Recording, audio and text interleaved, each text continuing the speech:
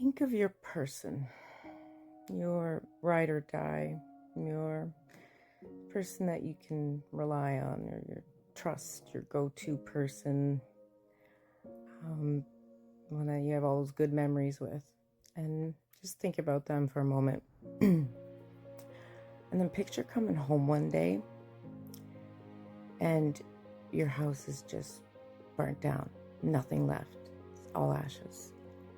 And as you're running out to find out what happened, and you're distraught, and then the cops approach you and they show you a video from the neighbor's camera, and it has very clear video of your person dousing the place in gas and then lighting it on fire. That moment, like, why are they doing this? What just happened? Who is this person? That's a little bit of what betrayal trauma feels like. Because what do you do when something goes wrong, or when you're in crisis mode? You run to your person. So what do you do when it's your person that is the one that's causing you all of your pain and suffering?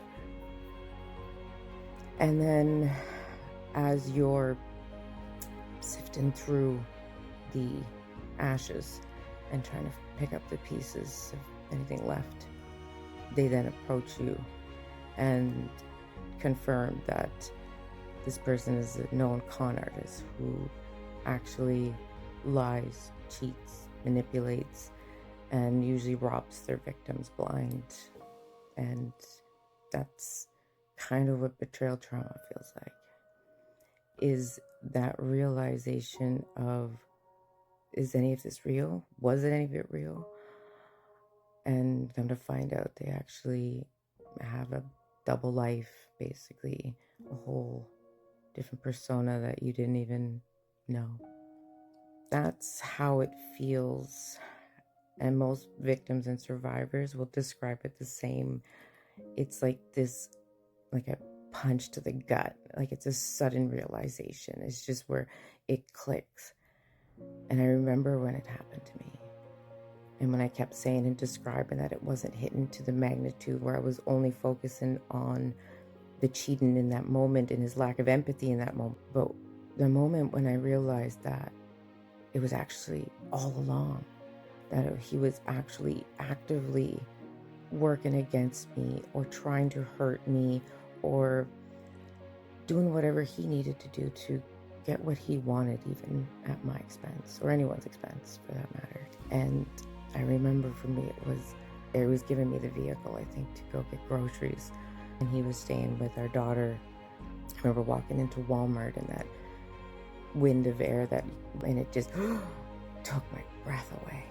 I remember being like, it's all abuse. I remember like, it was abuse, it's abuse. Like it just hit me, like in that the days that my friend was there and explaining it to me, I wasn't realizing it. I was focusing on only that cheating. And I remember it taking the wind out of me, and I had to like go into a corner and panic attack and call her, and like it was a sudden realization that I was abused all along, that it was all a lie.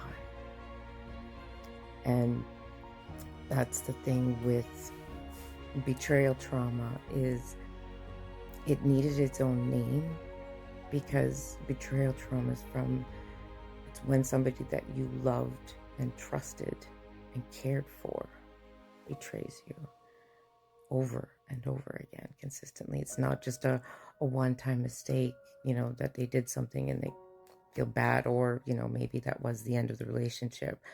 It's not a one-time, at a character moment. No, it's the consistent betrayal and lies and manipulation of who they are and of what your relationship was. So suddenly everything is a big question mark now. All of your future plans, goals, dreams, vacations, gone. Your current reality, your current life, dust. And like I said, everything in the past is just one great big question mark of what was real and what wasn't. And that's the part that I don't think people get the magnitude of how it affects the victim after. Because suddenly we call into question everything. If I can't trust my person, then who can I trust? And if I pick that person, how do I trust myself to not pick another person like that? And so your outlook on the world is completely changed. And then you wonder why victims are so mentally and emotionally exhausted and physically exhausted when they leave. It's because anytime any memory that pops up with that person, you suddenly need to take it out of your filing cabinet in your brain and reanalyze it in this light, in this new lens, and try to see if there's something that you missed. So, like, how did I not see this? Like, your brain is trying to figure out what you missed so that you won't fall victim to it again, I guess. And as you're trying to pick up the pieces of your life, they're usually actively and maliciously still threatening and harassing, stalking, smear campaigning you against friends and family, threatening to take the kids away, draining you dry in court, prolonging it. And as you're trying to talk to people about it or tell people what's going on, it's like it's not really a big deal. Nobody really wants to hear about it. And it kind of sounds like a nightmare, doesn't it? Except it's your reality, and that's actually called post-separation abuse.